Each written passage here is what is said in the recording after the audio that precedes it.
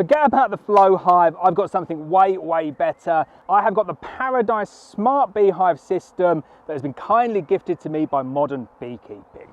I have been waiting to do this video for years, finally got my hands on 2 smart beehives from Paradise Beekeeping, and in this video and in the subsequent videos over the rest of the year, definitely hit that subscribe button. I'm going to show you just how good the Smart Beehive is and why it's a real competitor to the Flow Hive.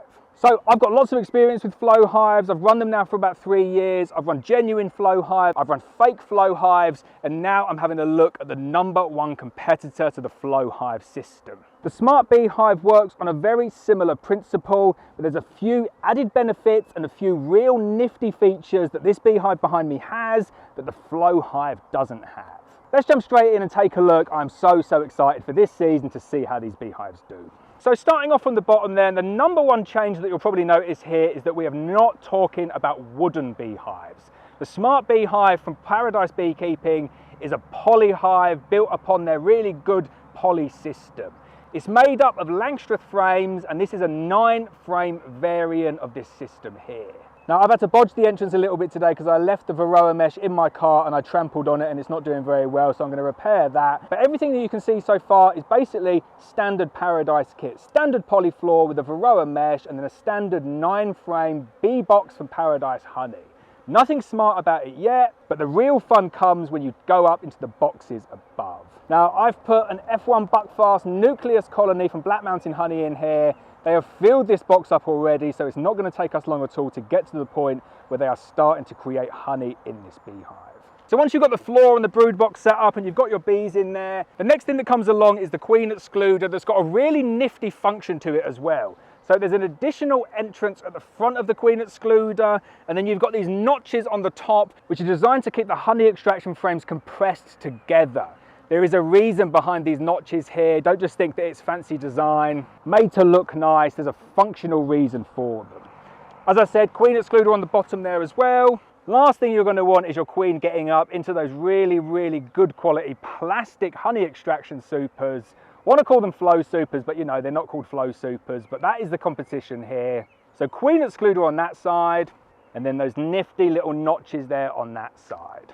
Now make sure you get this the right way round. That there is the honey collection trough, and over on that side there, that is the additional entrance. So that wants to be facing the front, and that bit there wants to be facing the back. So just going to brush the bees off the entrance there, off the top, and I'm going to place that into position there.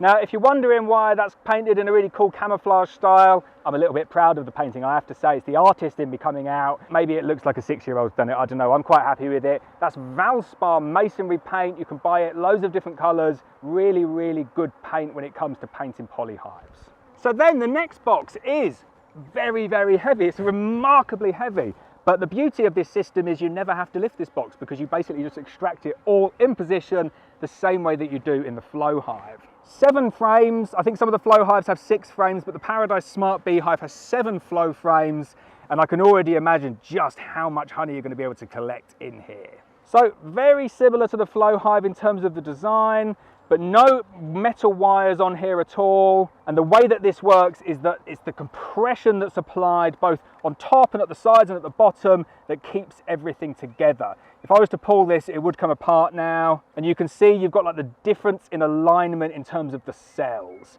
So when you're putting it in, you need to make sure that all of those cells are open and not closed. So you can see I've got all of the cells there in the open fashion, which is the one that you want when the bees are collecting honey into it. And I'll just show you now what it looks like when you get them into the closed position. So the ways that you change those frames is that you use this little poking rod, metal poking rod, and you're just going to push it through the hole, and then that flips all of those plastic cells round the correct way for either storing honey or the correct way for extracting honey. You'll see here on this end here, you've got a hole on either end, and then this will just go in here. And then if I go through the top hole here, you'll see that I've changed the configuration there. So I'll just show you that again because it might be a little bit confusing. So this configuration that we've got here, this is the closed configuration. And you can see I've got the metal poking rod all the way through. There's 2 holes there. One hole turns it into the closed position, one hole turns it into the open position. So all it is a push fit operation. You don't need to turn anything like you would with the Flow Hive. You just need to make sure that you're using the correct hole. So you can see there that the poking rod is in one hole at the moment, and then I've got another hole on the other side as well. So you can see at the moment everything's in the closed position. If I poke it now through, you'll see them all change over to the open position there.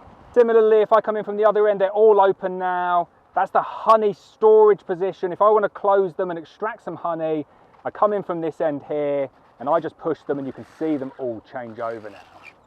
Probably the most fun thing that I've done already today. That is absolutely beautiful. So as I said, 2 holes. That's the first hole there. That's the second hole there. And you just want to make sure that you're going into the right one in order to either keep the honey in the frames or to extract the honey. So I'm taking my super and I'm just placing that on the top there. And all I'm going to do is just go in. It's the bottom hole is to make sure that they're open.